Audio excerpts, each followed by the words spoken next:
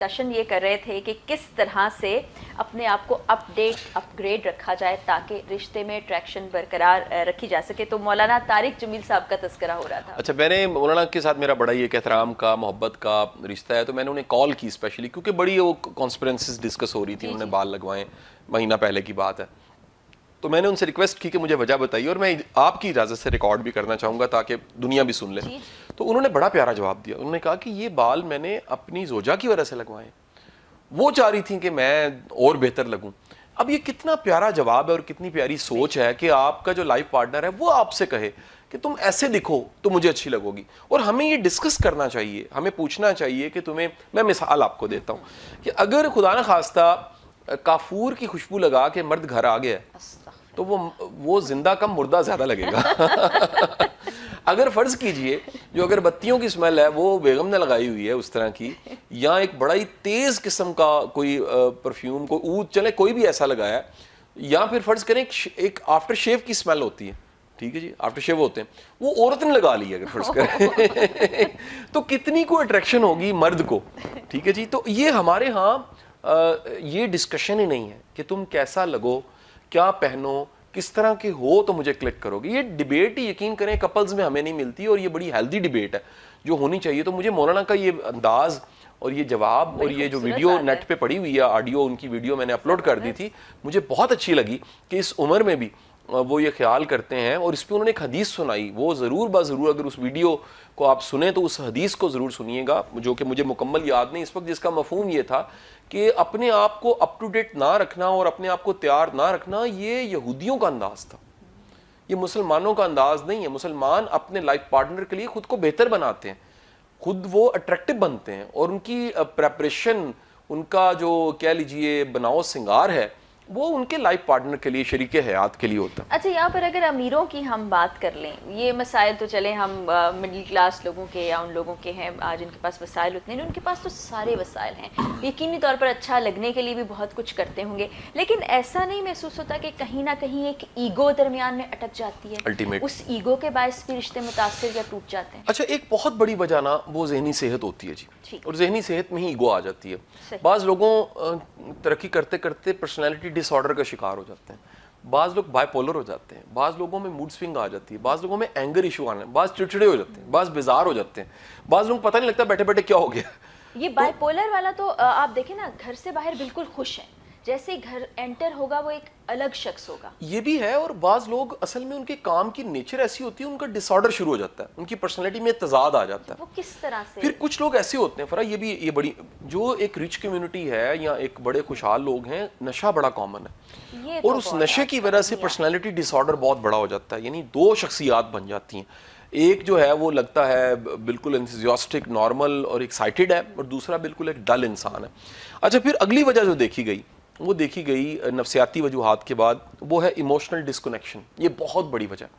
Emotional disconnection का मतलब है कि कोई जो शख्स है उसके साथ आप इमोशनली हुक नहीं है, आप शायद रोबोट तो नहीं बन जाते हैं, काम करते रहते हैं, एक बॉडी है आप उसके लिए, इंटेलेक्ट है, बॉडी है, इमोशंस ऑफ हो चुके हैं। इमोशंस का मतलब है कि किसी के दिल को समझना, किसी की कैफियत को समझना, किसी के दर्द को समझना, किसी के एहसासात को समझना, किसी की खुशियों को समझना, किसी के दुखों को समझना।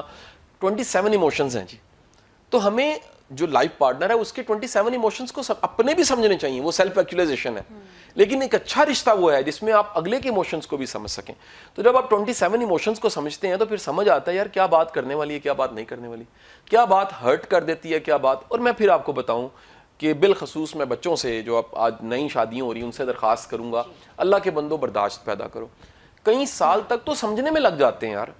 ये बड़ा अजब है कि हम फौरन फैसला करते हैं कि नहीं जी हमारा मिसमैच है, हमारी तो नहीं बन सकती, हम तो नहीं चलना चाहते। खुदा के लिए थोड़ी सी गुंजाइश दीजिए, एक दूसरे को समझिए, ना आप मुकम्मल है ना सामने वाला मुकम्मल है।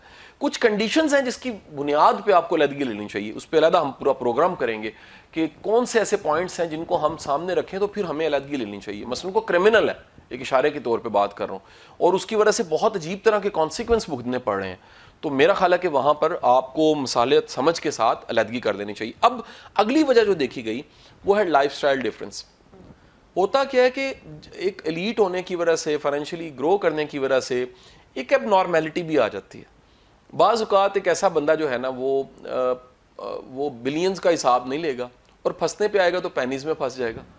اچھا بعض اوقات کیا ہوگا, اس میں دکھاوا بہت زیادہ ہوگا, ٹھیک ہے نا جی. موویز ہے نا ایسی, وہ آپ کو اگر مووی ایک یاد آئے اس وہ 3 ایڈیٹس کے نام سے تھی, تو اس میں ایک سین ہے جس میں وہ جو اس کا فیونسی ہوتا ہے اس کے پاؤں پہ وہ کوئی کیچپ یا دہی گرا دیتا ہے اور وہ چیخ کے کہتا ہے تمہیں نہیں پتا یہ کتنے مہنگے ہیں, اس کی وہ ہر چیز کو پرائس ٹیگ کے ساتھ دیکھتا ہے.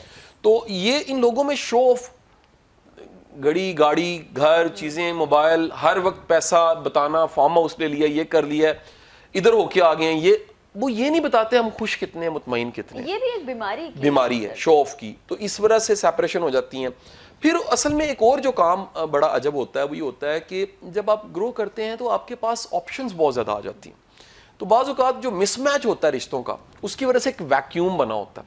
وہ ویکیوم جو ہے وہ کو فل کر دیتا ہے, ٹھیک ہے جی. تو وہ بے شمار کپلز میں ہمارے پاس عورتیں آتی ہیں, وہ ڈسکس کرتی ہیں آ کے کہ جی میرے ساتھ دھوکا ہو گیا, اور کوئی لے اڑی کچھ بھی. تو دراصل وہ جو لے اڑی اس لیے کہ آپ نے گیپ چھوڑا تھا, آپ نے وہ سپیس چھوڑی تھی. اچھا وہ ہر بندہ جو بیچارہ وکٹم ہوتا ہے نا, وہ کہتا ہے جی جو کچھ میں نے کیا کسی نے کیا ہی نہیں ہے. اب دیکھیں وہ مانے کہ اس کوئی ایسا سپیس تھی جس کو کسی نے فل کیا ہے, آپ انڈرسٹینڈ نہیں کر سکے. یا چلیں کوئی بعض ایک ایکسیپشنل کیس میں کچھ لوگ بیمار ہی ہوتے ہیں, they are champions of that کہ جی ہم نے بس شادیاں کرنی ہیں, لیکن نارملی وہ سپیس کسی نے فل کی ہوتی ہے. تو وہ ایک بیٹرائل والی فیلنگ میں لوگ چلے جاتے ہیں. پھر اس کے بعد جو ہے نا جی وہ ویلیوز کا کلیش ہوتا ہے. ان کی مٹیریلسٹک ویلیوز ہوتی ہیں, ایک سول کمپینین شپ, سول پارٹنرشپ, ایک سول کنیکشن وہ نہیں ہوتا, جس وجہ سے رشتے خراب ہو جاتے ہیں. اور اگر ہم اس کو اختتام کی طرف لے کے جانا چاہیں, مجھے لگ رہا ہے آپ سوال پوچھنا چاہ رہی ہیں. میں یہی پوچھنا چاہ رہی تھی کہ اس کو بہتر بنانے کے طریقے بھی تو ہو سکتے ہیں. ڈسکنیکشن ہو رہا ہے, آپ محسوس کر رہے ہیں, اس کو ڈسکس کیا جائے, اس پر کاؤنسلنگ آج کل تو بڑا ایک ٹرینڈ ہو گیا ہے, میرج کاؤنسلنگ کرائی جائے کہ شاید رشتے میں کوئی کرنٹ باقی ہے.